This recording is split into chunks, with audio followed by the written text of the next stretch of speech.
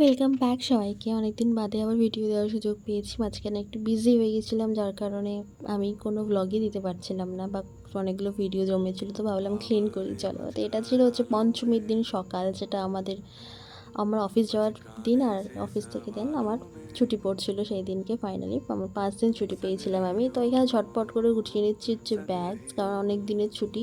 আমি অনেক দিন থাকবো না এখানে, অফিসের যেহেতু ছুটি। তো এখান থেকে চলে যাচ্ছি বাড়ি। তার আগে বেশ কয়েকটা জিনিস, যা যা আমার রেগুলার ইউজেসের জিনিস, সমস্ত কিছু প্যাক করে নিয়েছিলাম। অনেক বেশি ব্যাগ হয়ে গিয়েছিলো, তো এখানে চট করে আমি বিছানাটা গুছিয়ে নিলাম। আর সমস্ত কিছু ক্লিন করেই যেতে হয়। ডাস্টবিন, ওয়েস্টবিন এগুলো ক্লিন না করে গেলে পরে রুমে এসে আর থাকতে পারবো না, এতটাই নোংরা হয়ে যাবে থাকবে। তো সব ক্লিন করে নিয়েছি। এখানে আমাদের যেহেতু ওয়েস্ট ম্যানেজমেন্টের সেরকম কিছু ভালো সুবিধা নেই এইখানে, তো অনেকটা দূরে আমাদের ম্যানুয়ালি গিয়ে ফেলতে হয়।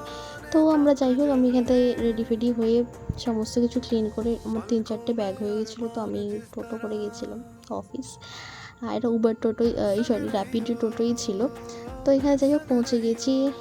পৌঁছে এখানটাতে আমি রেডি হয়ে কাজের জন্য বসে পড়েছি। চটপট করে বেশ তাড়াতাড়ি করে কাজ সেরে নিচ্ছি, কারণ আমাকে বেরোতেও হবে তাড়াতাড়ি। আজকে তাড়াতাড়ি গেছি, তাড়াতাড়ি ছুটি হবে।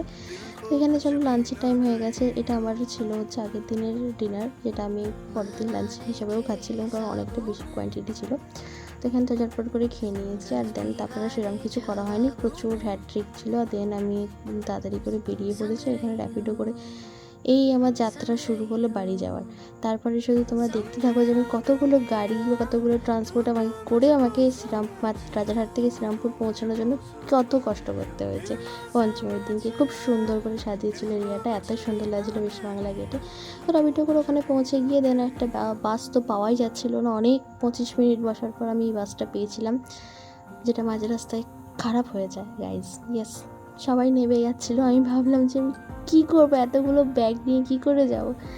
যাই হোক, তাও পেয়ে গেছিলাম একটা বাস, যেটা নাকি দক্ষিণেশ্বর অবধি যাচ্ছিলো। তো দক্ষিণেশ্বর অবধি পৌঁছে আবার আমাকে একটা শাটেল চেঞ্জ করতে হয়। তো এই যে শাটেলে করে এখন যাচ্ছি বালি হল্ট অবধি। ওখানে গিয়ে আমাকে আবার ট্রেনের জন্য ওয়েট করতে হয়েছে বেশ খানিকক্ষণ। তো ট্রেনের মধ্যে ওয়েট করার পর ট্রেন পেয়ে গেছিলাম, চলে এসেছি। ভিড় ছিল, ভিডিও করিনি কিছু। দেন ওখান থেকে নেমে আমাকে টোটো করতে হয়েছে। মানে এতগুলো ভেহিকেল চেঞ্জ করতে হয়েছে, আমার নিজে আমি এক্সস্টেড হয়ে গেছিলাম যে আমি কী করব। তারপরে এসেই যখন দেখলাম পাড়ায় এত আলো গান বাজছে, মনটা খুব খুশি হয়ে গেল। পুজোর একটা আমেজই আলাদা থাকে। তো এখানে আমি চলে এসেছি বাড়ি, সেটা দেখাচ্ছি যে আমি ফাইনালি বাড়ি পৌঁছতে পেরেছি এত কষ্টের পর। দেন সেইভাবে দিনটা শেষ হয়েছিল। দেন সবাইকে টাটা, বাই, দেখা হচ্ছে নেক্সট ব্লগে।